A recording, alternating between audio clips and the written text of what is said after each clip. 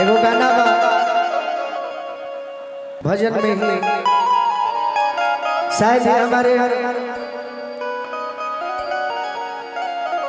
परिवार में कुचारा जिला से भी भाई लोग हमारे हुए और पूरा बिहार जहाँ भोजपुरी के सुनल जाला वो पूरा बिहार भी अपन पूरा परिवार बा। एगो गाना पर आप सबके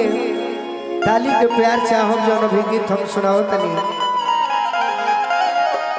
भजन में ही हमारे गीत गावला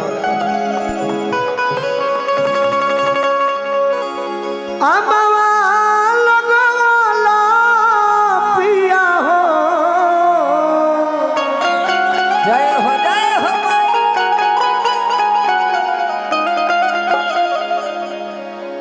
महुआरे लगवला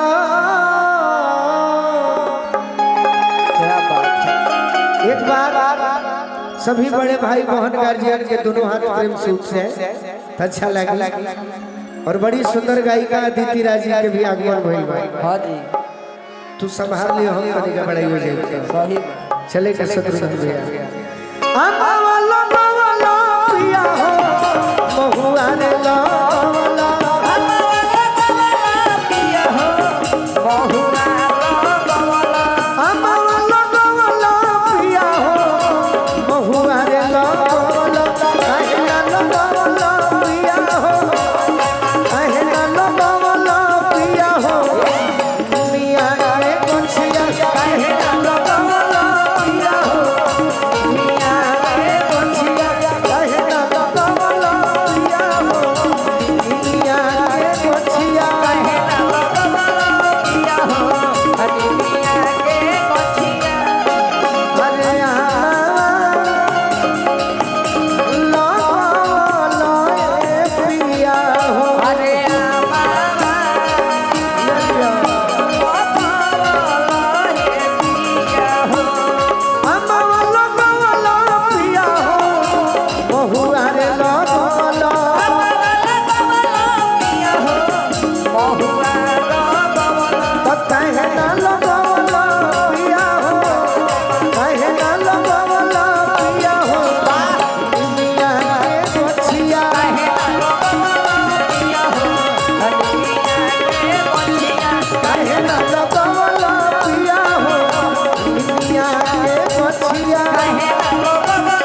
पिया हो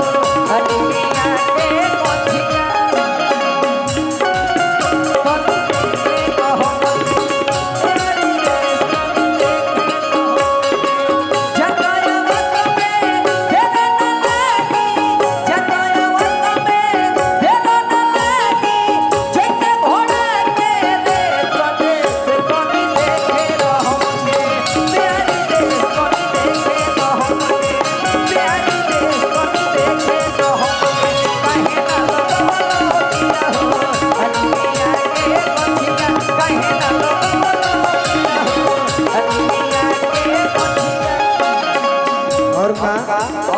निमिये हो घरवा माई के